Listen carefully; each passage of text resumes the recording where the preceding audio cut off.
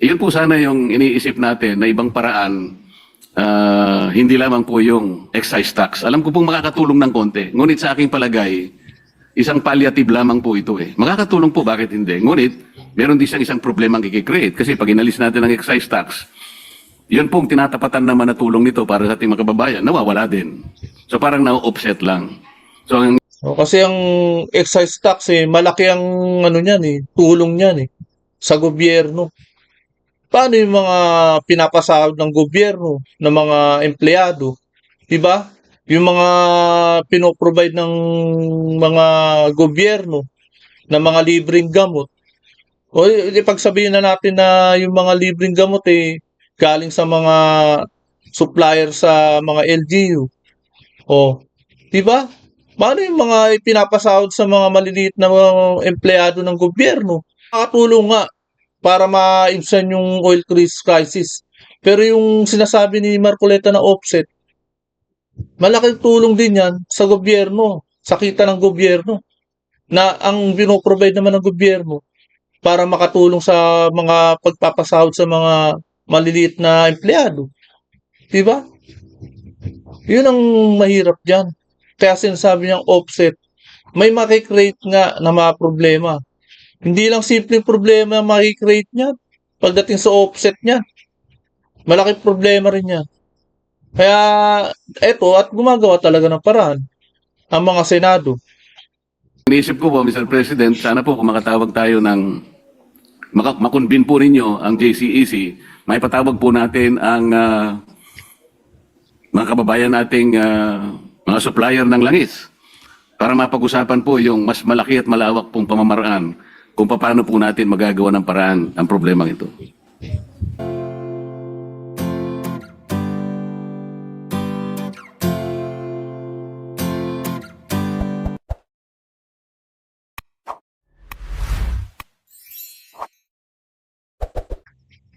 Ayun, mga kababayan at mga kapatspres, ano na nga ba ang balita dahil sa lumalalang digmaan sa gitnang silangan na kumbagay anong hakbang pangresolba ang ginagawa ng administrasyong ito?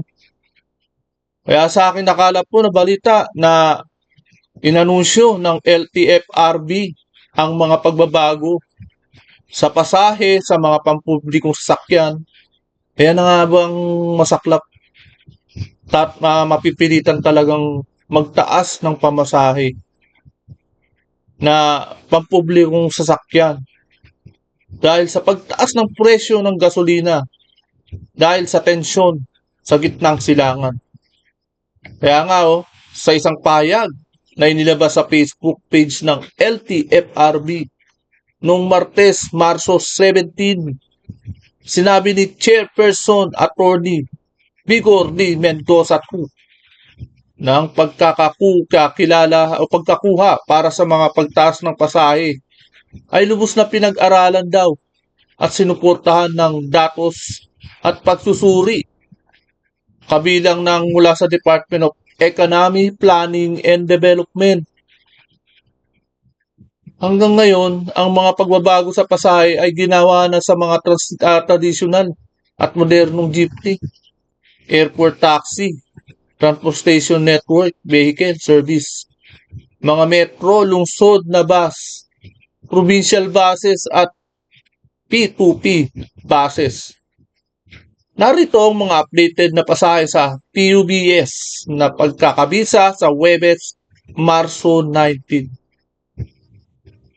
Inanunsyo ni Secretary of Transportation Giovanni Lopez na ang pagtaas ng minimum na pamasahe para sa traditional at modernong jeepney ay magsisimula sa Marso 19 na po.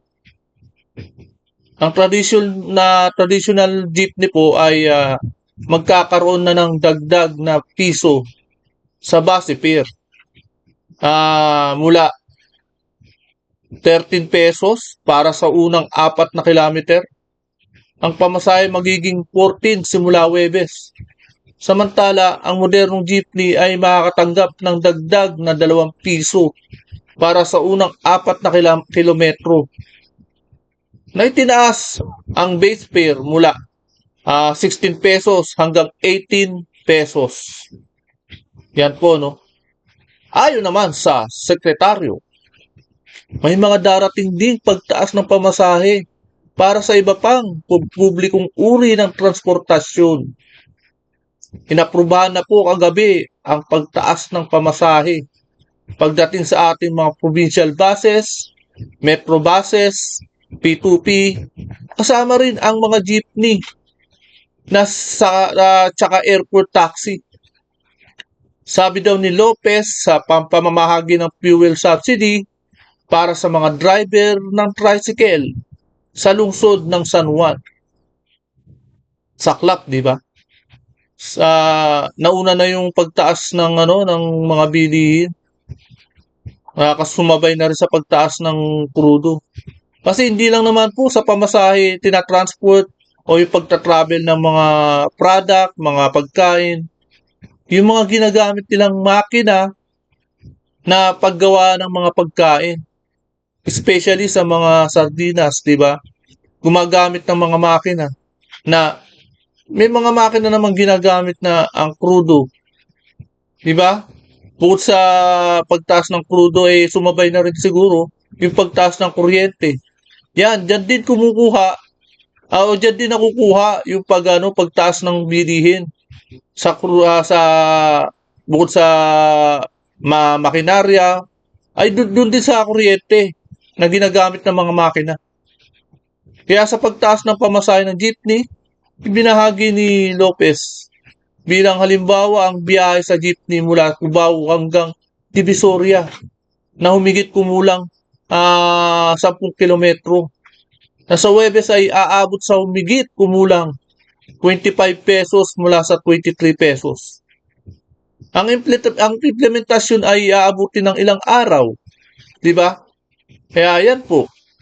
Pero ito sa video ito ay gumagawa ng kaparaanan at nagsasuggest na kaparaanan si Senador Marcoleta kung paano maiibsan ang lumalalang krisis sa pandaigdigang oil shortage.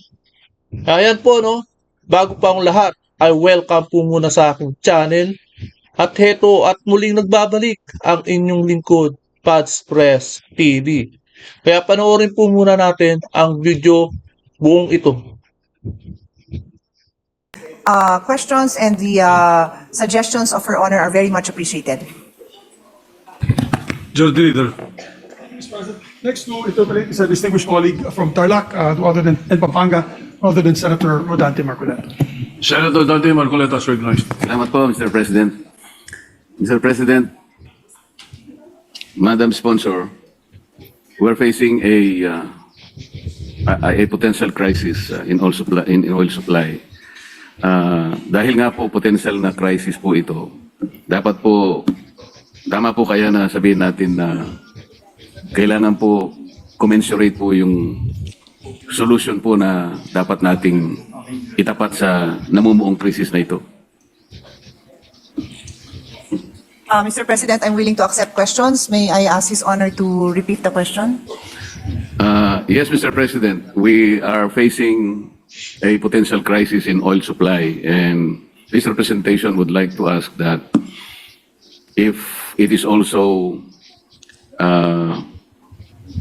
possible for us to be able to put up a solution commensurate to this potential crisis.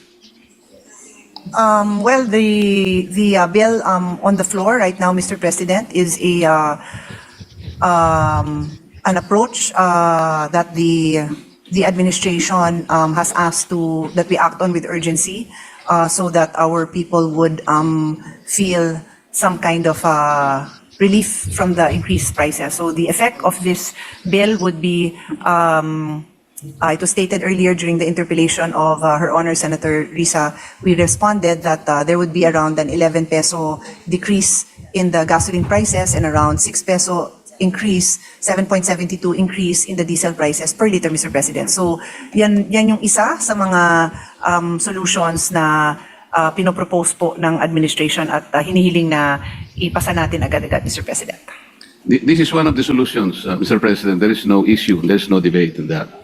But as the good Senator Risa also said, meron din siyang corresponding problem na maibibigay sapagkat yung para sa excise tax na ginagamit naman natin to protect our people, meron din corresponding problem na makikreate.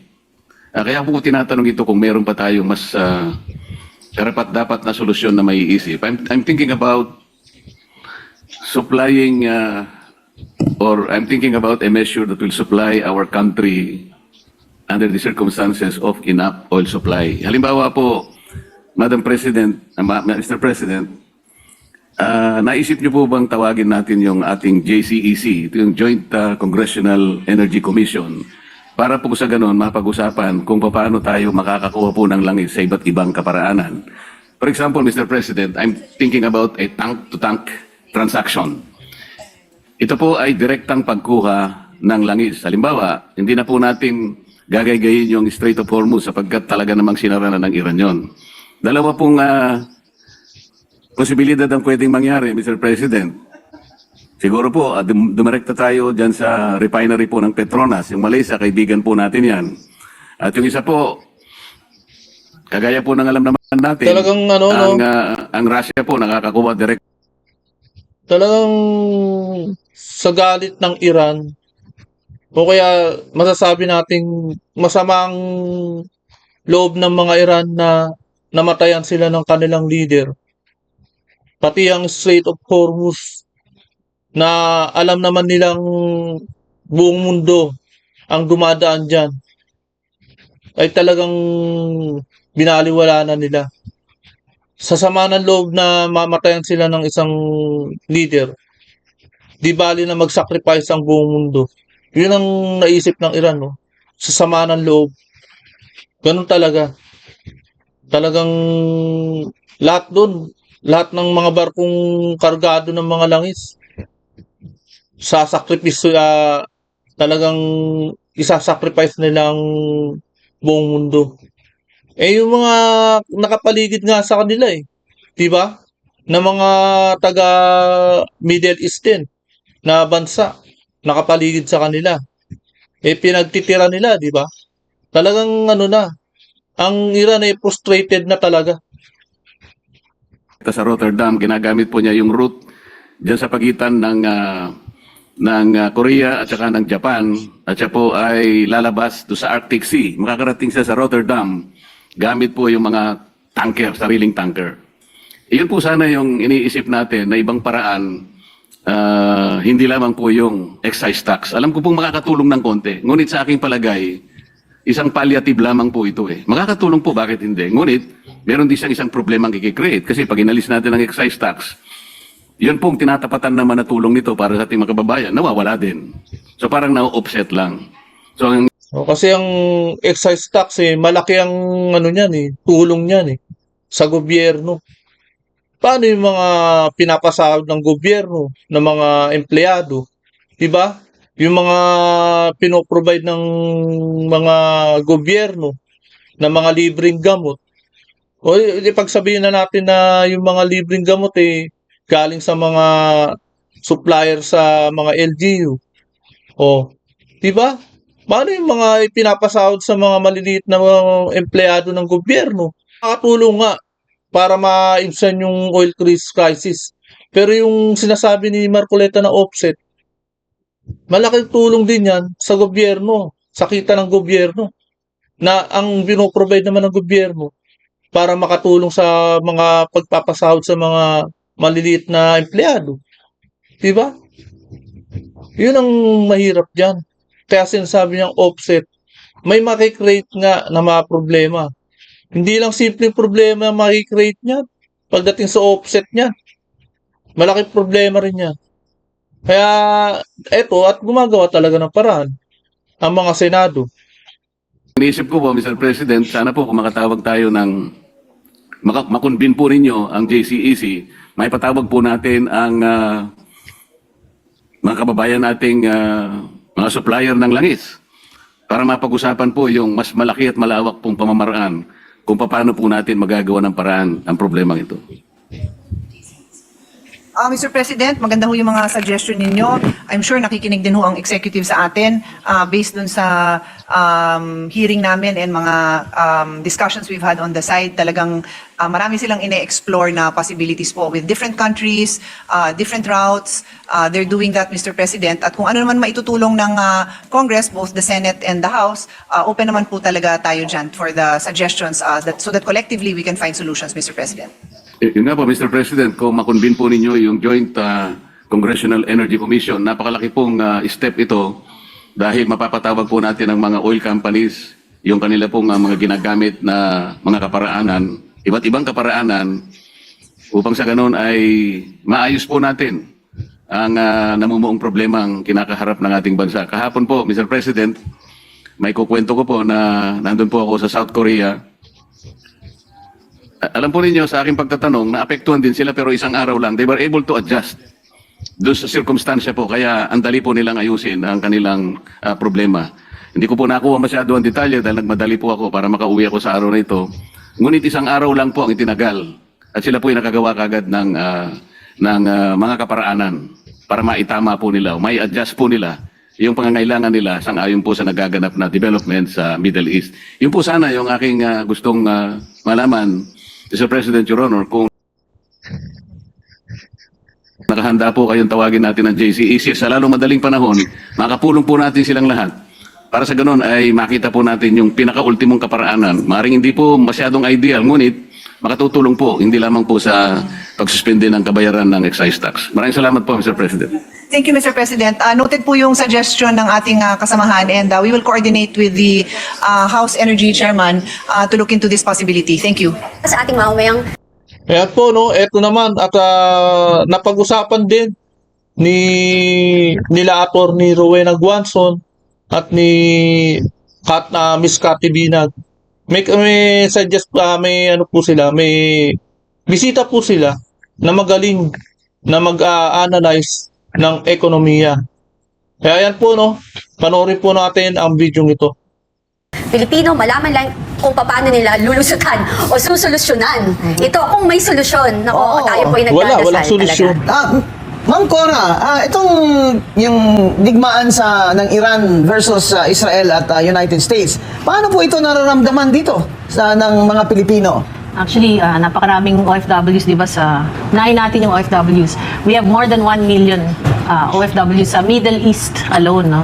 So, syempre, ngayon na magulo doon, marami sa kanilang ninenervyos, hindi lang sa kanila, yung mga pamilya rin nila, Oh, no? may umuwi nga na-interview ko sa airport Oh, tapos hindi nga sila binigyan ng pamasahe ng gobyerno. Walang plano kasi ang gobyerno sa repatriation. Oh, wala talagang plano kahit saan. Pero nung naman. pumutok itong digmaan, lalong na halata na wala talagang plano. At kung meron man silang plano sa repatriation, anong trabaho? Ano pa naman ang magiging plano nila? Puro pamumulitika na naman ang ginagawa nila. Unang-una, ini-impeach nila si Inday Sara. Parang walang pakialam sa sa nangyayari sa buong mundo nitong mga kongreso. Etong Camara de Crocodile. Etong Camara de Crocodile na to, may sariling mundo na eh. Wala na silang pakialam. Kung ano man kung magunaw man ang mundo, kung ano na yung magkagera. Wala eh. Walang pakialam ang mga taga-Camara de Crocodile. Yan lang po. Maibibigay nila dito sa mga taong to na babalik sa Pilipinas? Wala, di ba? Ngayon pa lang, yung unemployment mo, 5.8% na. Ay, ilan Ibig po sabihin yun? yan, Ilan po yun? 2.96 million or almost 3 million Filipinos ang walang trabaho, nag-aanap ng trabaho, walang makitang trabaho. Grabe. So, How many years na tayo ganyan, Miss Cora? actually, ngayon, medyo mataas ngayon eh. Dati kasi, nung December, ano lang,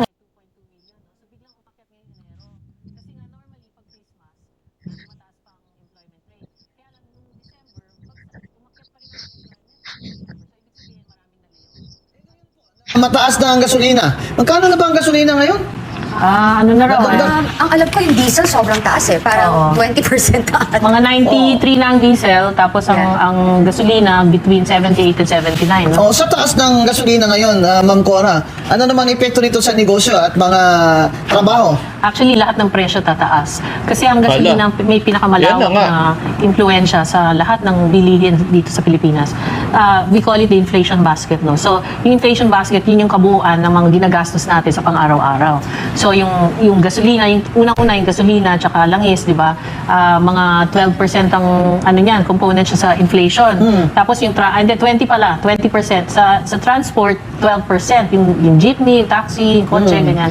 Tapos, syempre, pag bumili ka ng pagkain, ng ano, yung mga manufacturers, gumagamit rin ng krudo. So, tataas din, di ba? Yung mga nagde-deliver ng mga basic services, yung mga nagmomotor, yung mga Grab, angkas, ganyan, tataas din ang presyo nila. Tataas sa presyo pero ang sahod ay steady. Correct. So, talagang, ang mangyayari dyan, yung abilidad mo na makabili, lumiliit ng lumiliit. Ang tawag doon, purchasing power. So, ngayon, nung Enero, I think 76 centavos ang talagang value ng piso. Hindi na piso. 76 centavos na lang. So ito, kung tumaas ang inflation mo ng 15 to 20%, baka maging 50 centavos na lang ang kakayanan ng piso na makabili. Kati, mamalengke nga tayo ha. Punta Sa sunod tayo. na linggo ha. Magkano manok ngayon, Kati? Isang buong manok? Ako kasi namamalengke ako eh. Magkano kaya ngayon? Ako, farmers, sabi nila medyo mahal, pero magaganda kasi 200, 240, ganyan. 240 ang... per kilo. Ganyan na ngayon. Yeah, pero alam mo, Miss Cora, ako kasi I'm very worried kasi 90% of tayo talaga na nag-aangkat tayo ng oil sa ibang bansa, no? And most of it galing sa Middle East. Then meron tayong magiging malaking problema, yung Strait of Hormuz na isasara. So, Actually, sarado paano na yun? siya. Sarado na may, talaga. may mga dumadaan, pero hindi complete yung operation. Pag under normal operations, 2 million barrels of oil per day ang dumadaan siya sa Strait of Hormuz. Ang China, pwedeng dumaan. Ang China, Russia, India. So, yung mga kasama sa BRICS, no? Pero, Tsaka sabi ni Trump, ano daw niya, atake niya yung State of Hormuz, nagtatawag siya ng allies eh. actually, tinatake na niya yung Strait of Hormuz kasi naglalagay sila ng mga landmines. So, yung mga shipping, Sinara yung na mga eh, di ships ba? na maglalagay ng landmines, inatake na ng Amerika. So, Sinara. ang talagang, yan ang pinaka-critical, no? Ang Strait of Hormuz, 40% ng oil production ay ang most of the production of Iran dumadaan talaga dyan. At saka meron isang island dyan, yung Karg Island. 90% ng oil ng Iran dumadaan sa terminal ng Karg Island. At siyempre, nasecure nila yan, na hindi yan So, sinicure na yan ng US. So, hopefully, hindi na magtagal yung gera kasi talagang yung dumadaan na ng mga boats dyan na may dalang langis, Mga langis. nagsusuplayan sa buong mundo. So, hindi lang Kaya tayo nga, tatamaan di ba? ito, buong mundo ang tinatamaan. Alam mo naman mga taga-Iran alam naman nila na buong mundo ang na nakikinabang diyan sa daan na yan sa Strait of the Hormuz. Alam naman nila. Pero talagang sinara talaga nila. Para, kumbaga pinipilayan din nila yung mga ibang bansa. Pilay talaga ang mga bansa, di ba? Ayan yung binaliwala nila at hindi na nila sinalang-alang ang kapakanan ng mga ibang bansa. Dahil nga sa pagkakatigok ng kanilang leader. Di ba? magkano lang yung reserve na sabi ni BBM? Sa Nung gastusan nila, nung early March, 50 days ang term Pero ng parang ang lungkot-lungkot na ng mukha ni Secretary Garin ah. 50 days from the start of March. So, ibig sabihin, kung tumagal ang gera hanggang mid-April, maubusan tayo ng langis. Ayun ang masaklap. Di ba? Buti pa yung mga ibang bansa, nakagawa na sila ng paraan. Kahit na maliit lang sila, meron silang ibang mga langis, may sarili silang langis. Tayo, anong pinaggagawa? Puro pamumulitika ang ginagawa ng gobyernong ito. Talagang wala sa isip nila yung future natin Hindi nila iniisip yung kinabukasan ng bansa natin. Yan po, di ba? Kurakot ng kurakot at pamumulitika. Wala na nga di ba? Mga transportation at mga infrastruktura na dapat ay nakikinabang tayo. Wala na. Ngayon, dumating ang problemang ito. Talagang mamumroblema sila.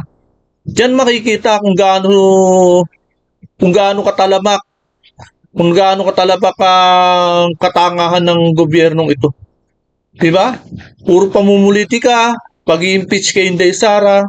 O ngayon, sa April makikita natin Hindi naman isang araw lang matatapos ang giyera, ilang buwan hindi matatapos. Ang mahirap niyan, baka isang taon hindi pa tapos ang giyera. Di ba? Yan, ito, panoorin po natin, tuloy po natin ang video ito. Palagay mo, sabi kasi ng Iran, war of ano daw ito eh. Attrition, talagang pahabaan daw nila ang Hindi gera. hindi yan patatagalin ng US kasi it's also in their interest to bring down the price of Oh, Yeah. so ano kaya ang Magiging kahinatnan dito lahat. all-out war ba ito to end the war? Or Actually- economic na ang strategy ngayon? Actually, if you look at the geopolitics talaga globally, no, talagang pinulbos na ng US lahat ng military facilities ng Iran. So may konting natitira na lang. Yung mga launchers nila tinanggal na, kaya naman nila ma-fire kasi wala ng launchers.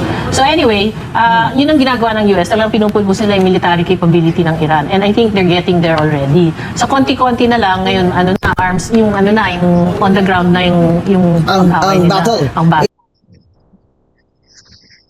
Ayan po, no?